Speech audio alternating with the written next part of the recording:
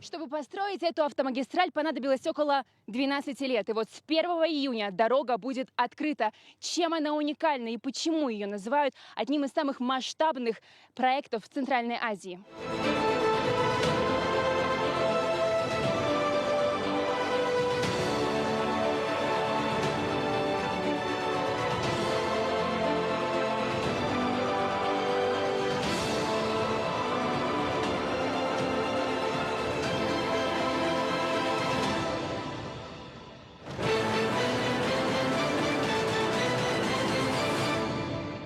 Магистраль, соединяющая север и юг страны. 433 километра, 200 из которых проложено там, где дорог никогда не было. Самый длинный в стране тоннель и 2 эстакадных моста. Подрядчик – компания из Китая. $1 миллиард и тысячи строителей.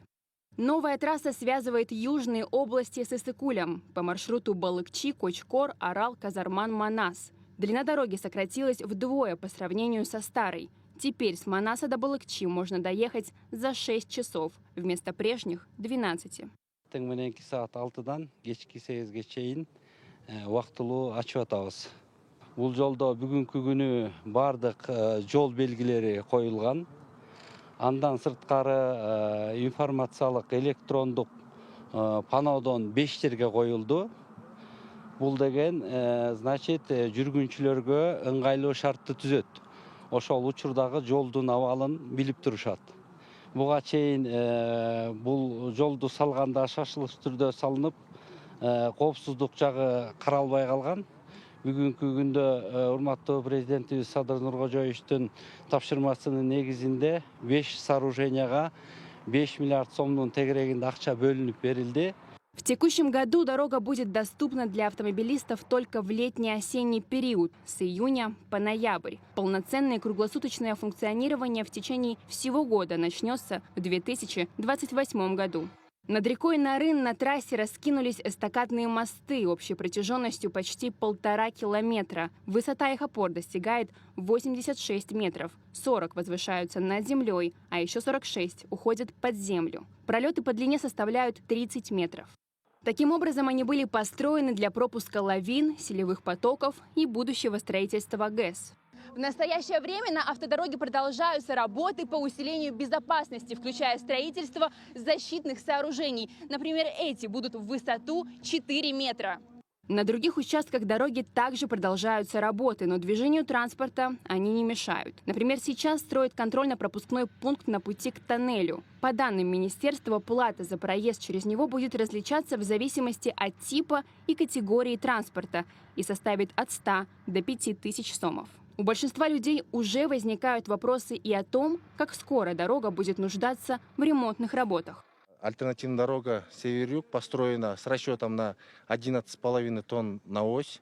У нас по Кыргызстану максимальная нагрузка на ось составляла 10. Покрытие у нас получается верхний слой из щебенечно-мастичной асфальтобетонной смеси.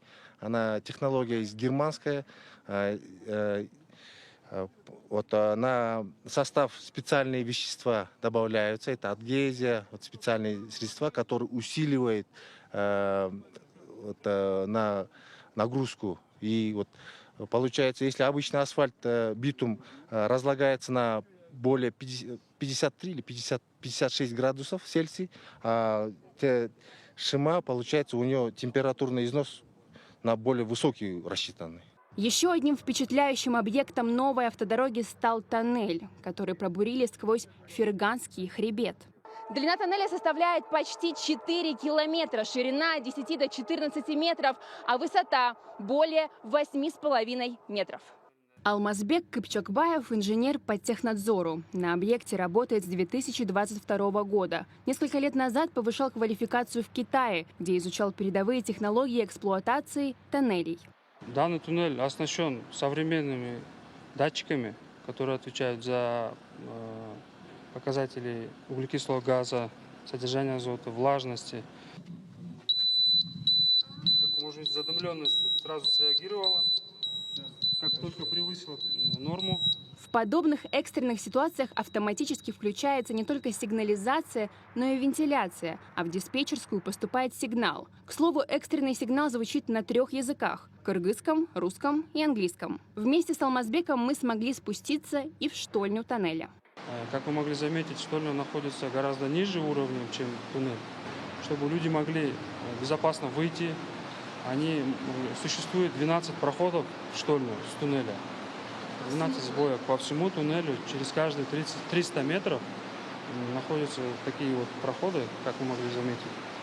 И можно безопасно выводить людей отсюда. Это первое. Второе, конечно, вторая функция, она работает как дренаж. Так как она находится ниже туннеля, и она отводит воду с водоносных слоев над туннелем.